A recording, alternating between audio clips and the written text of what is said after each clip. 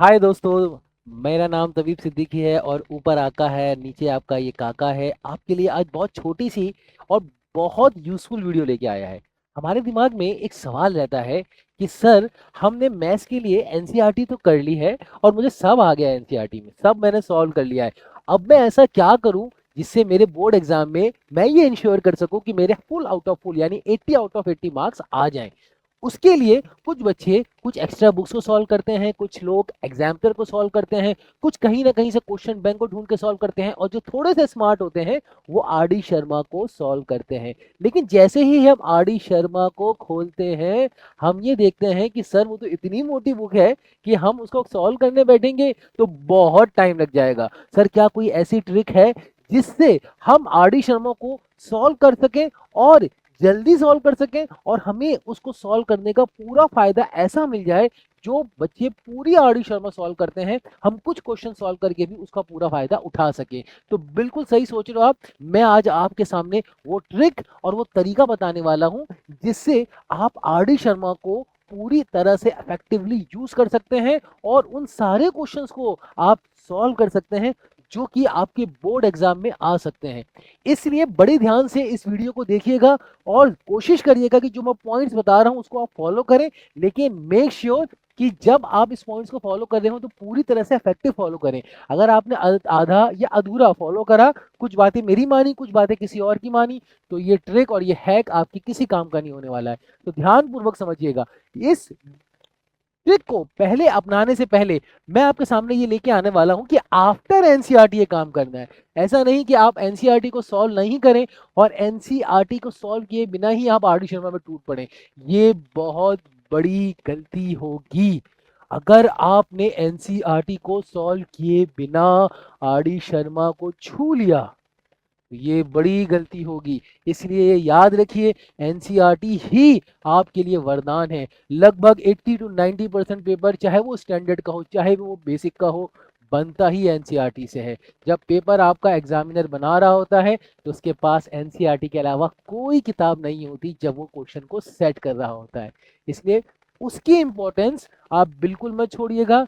और ये जो भी काम हम कर रहे हैं, ये हम आफ्टर एनसीईआरटी को अटेम्प्ट करने के बाद कर रहे हैं। एनसीईआरटी को कैसे रीड किया जाता है, कैसे उसके क्वेश्चन सॉल्व किए जाते हैं, हम लोग बहुत सुनते रहते हैं कि एनसीईआरटी एनसीईआरटी एनसीईआरटी, लेकिन एनसीईआरटी को कैसे इफेक्टिवली समझा जाता है और कैसे इफेक्टिवली उसको यूजफुल बनाया जाता है, उसके लिए हमारा एक सेपरेट वीडियो है, उसको जरूर देखिएगा और मेक श्योर कि उससे भी आप जरूर सीखिएगा। लेकिन जब आप एनसीईआरटी कर चुके हो तो हम आते हैं आर डी शर्मा। ये वो मैथ्स के लिए एक ऐसी किताब है जो आज से नहीं, आज के लिए नहीं, जबकि मैं पढ़ता था तब भी ये यूजफुल थी, आज से 25 साल पहले भी ये यूजफुल थी। तो इसलिए इस किताब ने बहुत ही बच्चों के full out of full marks दिलवाए हैं बोर्ड एग्जाम के अंदर। तो इस किताब की इंपॉर्टेंस आप बिल्कुल भी इग्नोर नहीं कर सकते।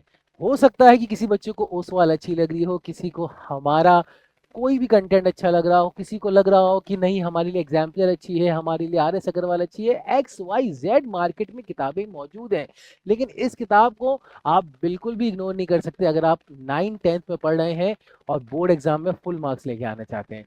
लेकिन जब हम इस किताब को खोलते हैं तो हमारे सामने बहुत बड़ा कंटेंट आ जाता है और हम ये कंफ्यूज हो जाते हैं, नर्वस हो जाते हैं कि सर कौन कौन कौन से क्वेश्चन सॉल्व करें। बच्चे अपने टीचर्स के पास जाते हैं, टीचर्स के बोलते हैं कि सर इंपॉर्टेंट क्वेश्चन मार्क करा दो।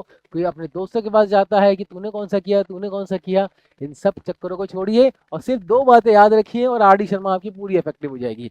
आर डी शर्मा में अगर आप पूरी तरह से इफेक्टिवली यूज करना चाहते हैं तो सबसे पहले आपको वहां पे जो सीबीएसई मार्क्ड क्वेश्चन है, ये इंपॉर्टेंट है। सीबीएसई मार्क्ड क्वेश्चन यानी किसी भी क्वेश्चन है, फॉर एग्जांपल क्वेश्चन में लिखा हुआ है व्हाट इज रियल नंबर, ये क्वेश्चन लिखा हुआ है, सपोज करिए व्हाट इज रियल नंबर, ऐसे एग्जांपल दे रहा हूं। तो इस क्वेश्चन के नीचे आर डी शर्मा ने स्पेशली इस तरह से कुछ चीजें लिख रखी होंगी, सीबीएसई 2080 ऐसे लिख रखा होगा, 2020 या 19 इस टाइप, इस तरह का ब्रैकेट बना होगा। तो जहां कहीं भी आपको ये वाला ब्रैकेट नजर आ जाए, जहां कहीं भी आपको ये वाला ब्रैकेट नजर आ जाए, उस क्वेश्चन को भैया छोड़ना नहीं है, नहीं है, नहीं है, नहीं है, उस क्वेश्चन को कर डालना है। चाहे वो आपको आता है तब भी कर डालिए एक बार लिख के, और आपको नहीं आता है तो एक बार आप पूछ लीजिए अपने टीचर से, जहाँ भी आप पढ़ रहे हैं। आप हमसे पूछना चाहें हमें कांटेक्ट कर सकते हैं, हमारे इंस्टीट्यूट को ज्वाइन कर से पूछ सकते हैं। तो जब भी आपको लग रहा है कि आपको आर डी शर्मा पढ़नी चाहिए, तो आर डी शर्मा में सबसे पहले आपको टारगेट करना है सीबीएसई मार्क क्वेश्चन। ये पीवाईक्यूज की तरह भी काम करते हैं, और मेक श्योर कि ये आप बहुत अच्छे से कवर कर लें। ऐसा कोई क्वेश्चन आर डी शर्मा में नहीं होना चाहिए जो सीबीएसई मार्क्ड है और आपसे वो क्वेश्चन छूट जाए। अगर आपसे वो क्वेश्चन छूट जाता है और आप दूसरे क्वेश्चन में फोकस करने लग जाते हैं, तो ये बेवकूफ़ी होगी। ऐसी बेवकूफ़ी आप जैसे स्मार्ट बच्चों से मैं एक्सपेक्ट नहीं करता हूँ। तो please please please please please सबसे पहले सीबीएसई मार्क क्वेश्चन को करें करें करें करें करें। सारे सीबीएसई मार्क क्वेश्चन कर लेने के बाद आप निश्चिंत हो जाएं कि आपके पूरे मार्क्स आने वाले हैं। अब उसके बाद जो दूसरा कंटेंट है आर डी शर्मा के अंदर, जो कि उससे भी ज्यादा इंपॉर्टेंट है, क्योंकि सबसे ज्यादा मार्क्स अगर आप देखेंगे कि एमसीक्यूज बेस्ड क्वेश्चन जो हमारा सेक्शन ए होता है क्लास 10 के बोर्ड एग्जाम के पेपर में, उसमें 20 क्वेश्चंस आते हैं, और उन 20 क्वेश्चंस के अंदर सारे एमसीक्यूज बच्चे के कभी कभार सही नहीं हो पाते। वो सेक्शन बी में मार्क्स ले आते हैं, वो सेक्शन सी में मार्क्स ले आते हैं, वो डी में ले आते हैं, वो केस स्टडी में ले आते हैं, लेकिन 20 एमसीक्यूज में से एक या दो गलत हो जाते हैं, तो उनके फुल आउट ऑफ फुल का सपना साकार नहीं हो पाता। तो एमसीक्यूज में किस तरह हम 20 आउट ऑफ 20 करेक्ट कर पाए, उसके लिए मैं आपके सामने एक स्ट्रेटेजी लेके आने वाला हूं। क्योंकि एमसीक्यूज एनसीईआरटी में बेस्ड होते हैं लेकिन मिलते नहीं है, तो वो कमी आपकी आरडी शर्मा पूरी करेगा। लेकिन एमसीक्यूज जब आप खोलते हैं तो वहां पे हर तरह के एमसीक्यूज मिलते हैं आपको। Exercise MCQ 1, type 1, type 2, type 3। तो भैया आपको कुछ नहीं करना है, सिर्फ एमसीक्यूज की पहली एक्सरसाइज को आपको टारगेट करना है। एमसीक्यूज की पहली एक्सरसाइज को आपको टारगेट करना है। First first first first first MCQ type 1, चाहे वो 10 हो, चाहे वो 5 हो, चाहे 20 हो, चाहे 12 हो, मैटर नहीं करता है।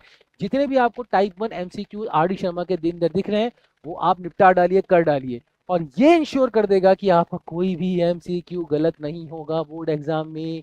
प्लीज मेक श्योर ये दो चीजें करिए, ये दो चीजों को इफेक्टिवली प्लान करिए, ये दो चीजों को अच्छे से समझिए, और ये दो चीजों को आप कर डालिए आफ्टर एनसीईआरटी। अगर वो करेंगे तो आपकी एनसीईआरटी से जो 80 to 90% पेपर बनने वाला है बोर्ड एग्जाम में, वो तो कवर हो ही जाएगा। लेकिन जो मोटी सी एनसीईआरटी है जो बच्चे को बड़ा परेशान कर दे कि पूरा करें कि आधा करें कि क्या करें, तो उसके लिए मैंने आपको ऑलरेडी बता दिया कि ये दो चीजें काम इफेक्टिवली करिए। और कैसे करना है वो हमारा एक अलग अलग वीडियो है कि हाउ टू स्टडी, वो वीडियो भी जरूर देखिए। तो इससे आपको पता चलेगा, ये सारी वीडियोस अगर कंबाइन करके आप एक बार देखेंगे, समझेंगे, स्ट्रेटेजी बना लेंगे, तो हमें ऐसा लगता है कि आपको 80 आउट ऑफ 80 लाने से कोई नहीं रोक सकता है। आप हमारे चार्ट का भी यूज कर सकते हैं, mathematics chart, complete syllabus chart, एक एक चैप्टर को बहुत शॉर्ट तरीके से, अच्छे तरीके से, फ्लो चार्ट के तरीके से समझा दिया गया है। अगर आप अपनी स्टडी टेबल के सामने वो चार्ट लगा लेते हैं, तो मानिए मेरी बात, आपका रिवीजन करने की भी जरूरत नहीं पड़ेगी। वो आप अमेजोन एंड फ्लिपकार्ट या हमारी नीट काका जी ऐप को डाउनलोड करके आप उसको इफेक्टिवली याद कर सकते हैं और मंगवा भी सकते हैं। तब तक के लिए इस काको को परमिशन दीजिए, वो नए कंटेंट के साथ, एक नई ट्रिक के साथ, एक नए हैक के साथ आपके पास फिर आएगा। Thank you, take care and bye bye.